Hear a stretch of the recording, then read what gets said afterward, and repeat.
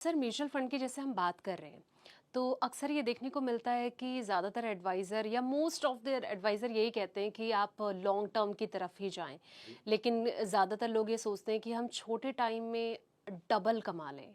Small हो गया, mid हो गया, इन दोनों में पैसा लगाने का रिस्क लेते हैं। आपके अकॉर्डिंगली मतलब मैं जानना चाहूँगी कि क्या बेटर है। मैम जनरली जो हमने पहले बात करी है, म्यूचुअल फंड अगर आप सोचते हैं कि मैं एक साइकिल आई मीन 1 ईयर को लेकर चलूंगा, fine. I mean if the markets have performed well, your mutual fund could have given you 18% return in 1 year. अब mutual funds also are several types. There are open ended mutual funds. Open ended mutual fund क्या है? आप उसको कभी भी खरीदिए, कभी भी बेच दीजिए, उसका एनएवी डेली डिसाइड होता है। क्लोज्ड एंडेड म्यूचुअल फंड है वो एनएफओ, न्यू फंड ओपनिंग जब होती है वो एक स्पेसिफिक प्राइस पे आपको मिल जाता है, उसका बंद हो जाता है और उसकी एक मेच्योरिटी है। So then there are systematic investments, then there are balanced funds जो कि इक्विटी और डेट में लगाते हैं। कई तरह के वेरिएंट्स हैं म्यूचुअल फंड्स में। अब आप कह रहे हैं लॉन्ग टर्म शॉर्ट टर्म।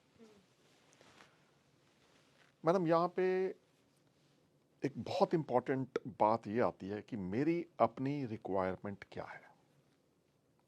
अगर मैंने इन्वेस्टमेंट करी है, मेरा एक होराइजन है कि मुझे 5 साल के बाद, मैंने एक एस्टिमेशन लिया कि मुझे 5 साल के बाद, मैंने आज एक्स अमाउंट लगाया है, मुझे 5 साल के बाद वो 3x या 5x चाहिए। बिकॉज मैं आज एनविसाज करता हूं कि मेरा 5 साल के बाद एक I have an investment to make. Investment could be in the form of an asset, investment could be in the form of maybe a marriage in the family. That's also an investment. Or I'm forcing that there could be a medical emergency.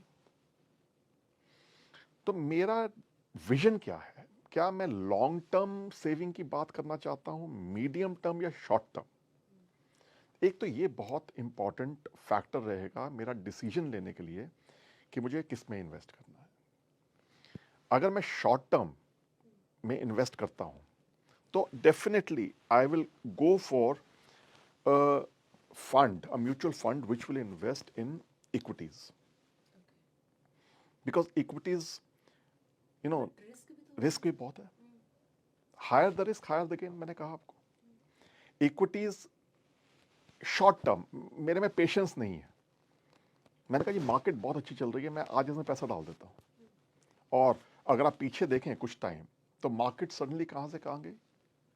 जो mutual fund ने एक साल में आपको let's say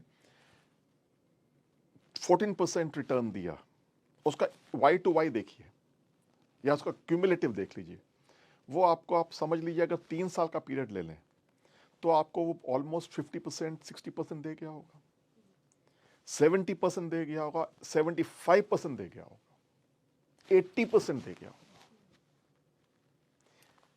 but हम देख रहे हैं total at the end of the third और द फिफ्थ ईयर। उसको बटन दबा दीजिए और चेक करिए पर ईयर क्या परफॉर्मेंस थी।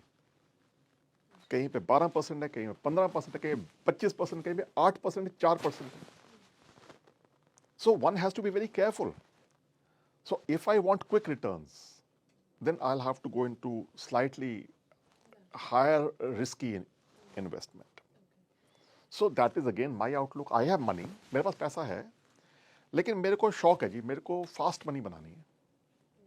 I have to buy a luxury car. I have money, right? So if I have that surplus money, and I don't mind, if it goes off, so that's a good way to, put money and make money, because I'm not bothered about the losses.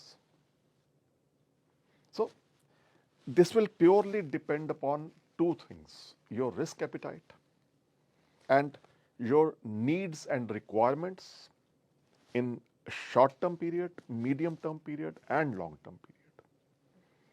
तो हमें decision वैसे ही लेना चाहिए। और ये सिर्फ mutual funds के लिए नहीं, मैं कहूँगा कोई भी इन्वेस्टमेंट मैं करता हूँ तो लोग कहते हैं जी मेरे पास एक्स अमाउंट पड़ा है और यही मेरी सेविंग्स है, सिर्फ यही मैंने सेव किया है और मैं इसको अब I want to multiply this, क्या म्यूचुअल फंड में लगा दें? अब ये बड़ा इंपॉर्टेंट क्वेश्चन है।